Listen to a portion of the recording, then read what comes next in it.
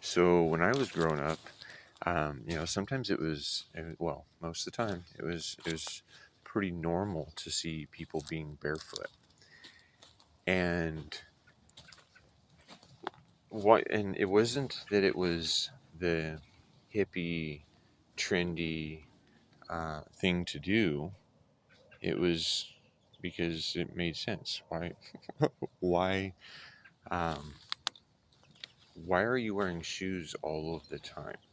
Right? I mean, I can understand if it's cold or if there's hot sparks falling on them, or you're working around sharp or um, dangerous tools. I mean, there's reasons to have shoes and boots and stuff.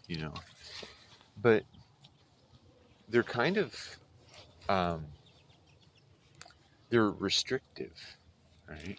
And they insulate you from your environment.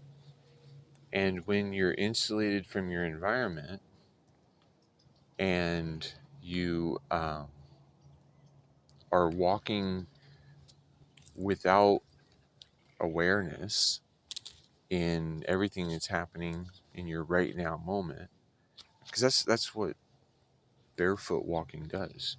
Is barefoot walking makes you more aware of your right now moment. And when you can be in your right now moment, um, being very aware, this is going to be a cool little swimming hole. It's going to be a really only about maybe 4 foot in diameter, right? But maybe 6 feet deep, so you can just jump straight in and disappear. Anyway, back to the barefoot. Um, with walking barefoot, I've realized that my feet have gotten a lot stronger. I mean, it's taken years for me to get to the point where I can I can walk almost on any surface, including rocks, rocks and Legos and stuff, or sticks that have pokies on them, and and it still doesn't feel great if a pokey finds its way into your foot, but it's not um, it's not like a trip to the ER or a shock to um, my feeling of safety and security of my life. You know, I mean, because I mean, if you've got tender feet and you step on something that uh, isn't comfortable, then yeah, it can send you into kind of a emergency type of a reaction. But what's funny is there's a lot of folks that they are buying um, barefoot shoes, right? And I'm like, does that even make sense? Does that even make sense? That um, and if it's a transition type of an item, I can see there's benefits to that, but God, most of these deals are charging over $100 for synthetic, um, lightweight, wide toe box, zero lift foot protection. And they're spending this money with corporations like well, name any of them. I don't even want to speak them into my existence. I don't want to give them my power. I don't want to give them any of my energy. But there's these people in nearly every area of the country they use natural materials. You know, it's called leather. And you can even get plant-based leather now, and building moccasins. I mean that seems like that should be something that people can do, that we can support each other locally instead of a corporation somewhere else. I mean, we're putting our money and energy and our support into corporate profits rather than the people's pockets.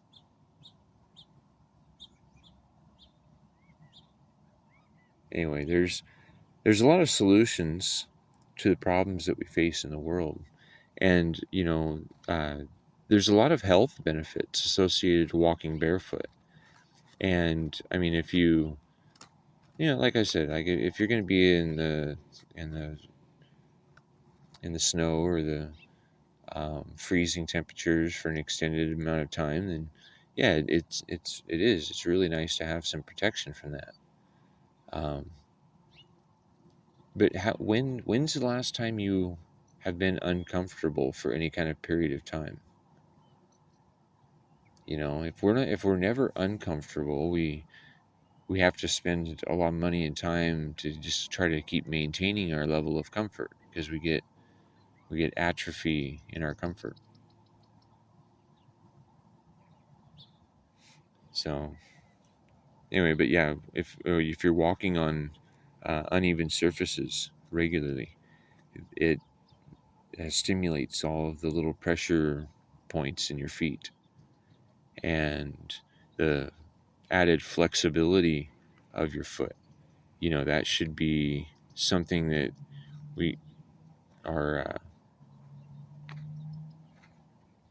Well, we're not experiencing that when we shove them into shoes. Shoes are like casts.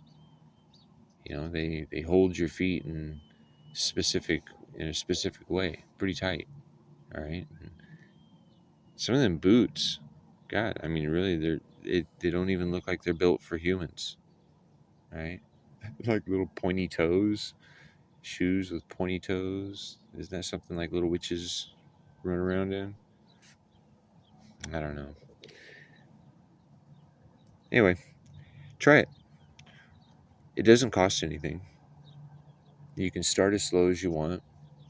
You can just just touching the ground with your feet has health benefits.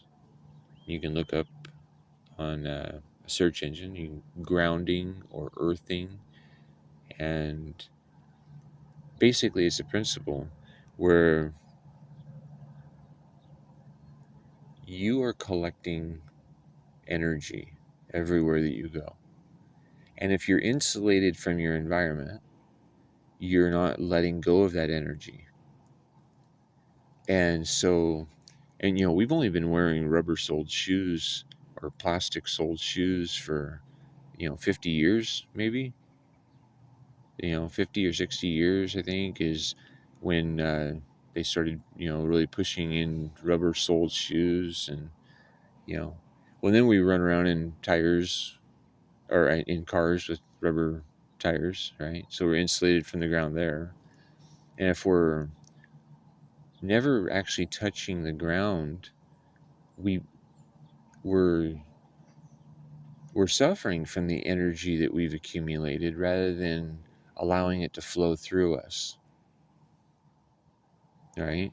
And if we are seeing that there's been a specific problem in stress and dis-ease in the society that we live in for a certain amount of time, we need to take a trip back and explore, like, what are the possibilities, like what could we have done at a certain point in history that has affected what we're experiencing now, right? And maybe it's the fact that we're insulated from our environment, we're insulated from our lives, we're not stimulating our feet, we're insulating them. And that's our connection to this world, right? If we're insulated from this world, maybe we're not even going to have empathy for it. Maybe we don't care that there's fires and floods and erosion and drought and famine and homelessness and people in stress and struggle and disease and war and poverty and scarcity and struggle. right? Why would we give a shit about that? Right? But it seems that if we do care about those things and solutions to those problems start to be implemented in the world, that we have less of those problems, that then we don't have to insulate ourselves from it, right? And I know that sounds kind of an off way of connecting dots, but if we are insulated from our world, it does things to our energetic body, which if our energetic body is inundated with well, you got to figure there's radio and television and ley line energy and just ambient energy from the ether, the the space that is surrounding us has a lot of energy in it. And there's Wi-Fi, and then there's there's a lot of different sources, right? And some are man-made, some are naturally occurring. So we need to be able to manage that energy in a way that it's beneficial for us. And when we start recognizing all of the ways that our day-to-day life has been manipulated, we need to recognize what is natural in how we would naturally do things, and what are we doing because it's normal, because an idol on television programming said so, right? They were paid to tell us a certain thing and make it look popular. So if that's become the normal way of our life on a lot of different levels, we just have to ask ourselves, is it working for us? Is it promoting our health and our happiness, our peace and our abundance? Like right now, I'm peaceful. And this hornet, oh, he just flew away. But he came over and landed on me.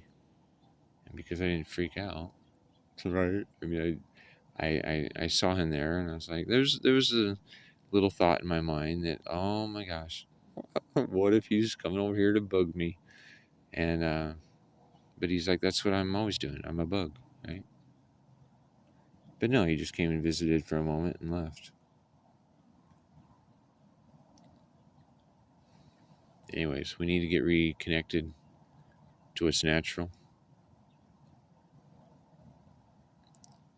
So if you like what I have to share, and you want to hear more of it, then you be wise to click the subscribe button and follow or share some of this, so that way I know that I'm actually talking to people.